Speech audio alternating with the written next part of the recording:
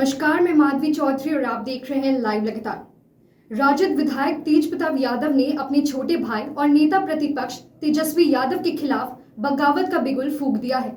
दोनों भाइयों के बीच मतभेद की खबरें लगातार हमें देखने को मिल रही है और ऐसे में तेज प्रताप यादव ने यह ऐलान कर दिया है कि बिहार उपचुनाव में वे कुशेश्वर स्थान सीट पर अतिरिक्त कुमार को अपना समर्थन देंगे।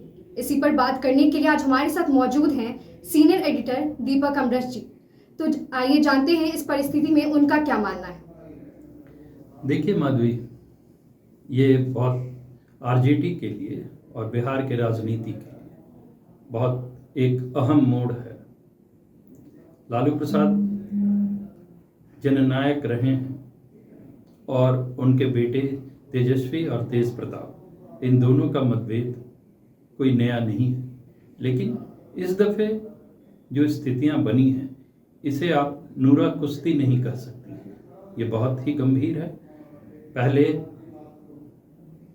से ही आरजेडी परेशानियों में फंसी हुई थी क्योंकि वहाँ गठबंधन चल रहा है कांग्रेस के साथ आरजेडी का, लेकिन इस उपचुनाव में आरजेडी ने अपना रास्ता अलग कर लिया है और कांग्रेस ने अपना रास्ता अलग कर लिया है। इन दोनों के बीच सबसे पहले आपको ध्यान होगा कि तेज प्रताप ने विद्रोह करते हुए अपना एक कैंडिडेट चुनाव मैदान में उतार दिया था और वो किसी की नहीं सुन रहे थे। लेकिन राजनीति में सब कुछ संभव है वाले तर्ज पे तेजस्वी ने ये व्यवस्था बना ली कि उनका जो कैंडिडेट है तेज प्रताप का, वो चुनाव से हट जाए, और वो हट भी गया। लेकिन इसकी काट तेज प्रताप ने कांग्रेस को समर्थन देने की घोषणा करके कर दी है। और अगर तेज प्रताप अपनी योजनाओं में सफल हो जाते हैं, उपचुनाव में आरजेडी पराजित हो जाती है, तो यह न सिर्फ पार्टी के लिए बल्कि तेजस्वी के राजनीतिक भविष्य के लिए भी बहुत नुकसानदेह साबित होने जा रहा है।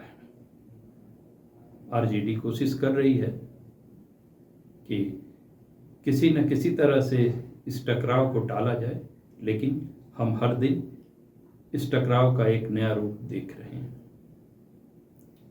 तो सर, जो बिहार में जो उपचुनाव हो रहा है उससे इस झगड़े का क्या प्रभाव पड़ेगा, जो मनमुटाव है दोनों भाइयों के बीच? झगड़े का तो बहुत सीधा सीधा प्रभाव नजर आएगा,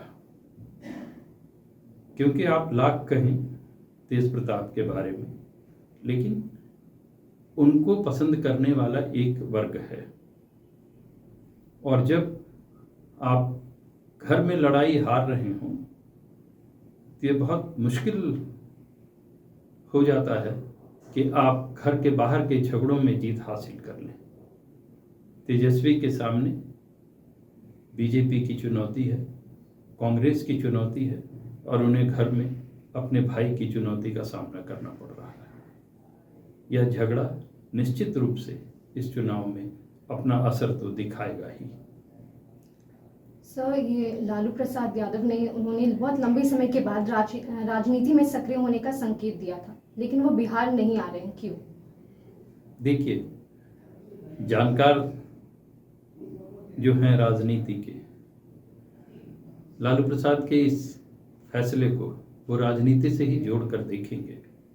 हालांकि राबड़ी देवी ने कहा था कि लालू प्रसाद जी की तबीयत ठीक नहीं है, इस वजह से वो बिहार नहीं आ रहे हैं। लेकिन आपको ध्यान रखना चाहिए कि लालू प्रसाद इतने सामान्य शख्सियत नहीं है कि जो एक छोटी सी बात को लेकर के बिहार आना कैंसिल कर दें।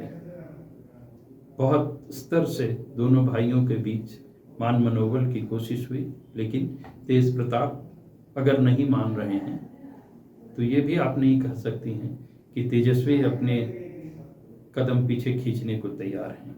यहाँ तक कि राबड़ी देवी ने खुद से तेज प्रताप को समझाने की कोशिश की थी कि इस अहम मोड़ पे वो अपनी जिद छोड़ दें, पार्टी के साथ रहें, भाई के साथ रहें और परिवार के झगड़े को सड़क पे ना लाएं। लेकिन तेज प्रताप ने बहुत दो टूक राबड़ी देवी के अनुरोध को भी ठुकरा दिया है। और लालू प्रसाद के बिहार नहीं आने का एक बड़ा कारण ये है कि अगर ये उपचुनाव आरजेडी हार जाती है लालू प्रसाद के बिहार आने के बावजूद, तो आरजेडी का भविष्य बिल्कुल अधर में चला जाएगा। तो इस खतरे को भांपते हुए लालू प्रसाद ने, क्योंकि लालू प्रसाद ट्रम्प कार्ड है और अगर राजनीति में ट्रम्प कार्ड फेल होता है तो उसके दुष्प्रभाव को आंकना और उससे उबरना अभी आरजेडी के बस की बात नहीं होगी। सर, तेज प्रताप का जो ऐलान था उसके बाद कहीं ना कहीं आरजेडी और कांग्रेस के बीच में कुछ लड़ाई हो रही, तो इससे क्या बीजेपी को इस उपचुनाव में फायदा मिलेगा? बीजेपी के फायदे की जहां तक बात है, देखिए, जब बहुत एक पुरानी कहावत है कि 2 बिल्लियों की लड़ाई में बंदर का फायदा। आप यहाँ भी इसको लागू कर सकती हैं कि अगर कांग्रेस और आरजेडी एक दूसरे के खिलाफ लड़ाई लड़ रहे हैं और उसमें भी आरजेडी के घर के भीतर भी लड़ाई चल रही हो, तो आप देख रही होंगी कि सुशील मोदी लगातार तेज प्रताप की पीठ थपथपा रहे हैं। इसका सीधा सा अर्थ है कि भाजपा इस झगड़े को और बढ़ाने के पक्ष में है, वो और बयानबाजी हो इसकी कोशिश में है। और इस कोशिश का एक ही अर्थ है कि किस तरह से पॉलिटिकल माइलेज इस मामले में लिया जा सके। तो आपने हमारे सीनियर एडिटर से जाना कि कैसे इस पारिवारिक मनमुटाव के कारण बिहार उपचुनाव में इसका असर देखने को मिलेगा। वहीं देखने वाली बात यह होगी कि इस बिहार उपचुनाव में किस पार्टी का फायदा होता है और किसका नुकसान। इस खबर के लिए बस इतना ही। हमारे साथ बने रहें। नमस्कार।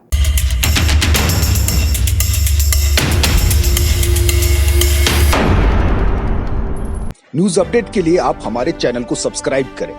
आप हमें फेसबुक और इंस्टाग्राम पर भी फॉलो कर सकते हैं। बने रहे लगातार.in के साथ।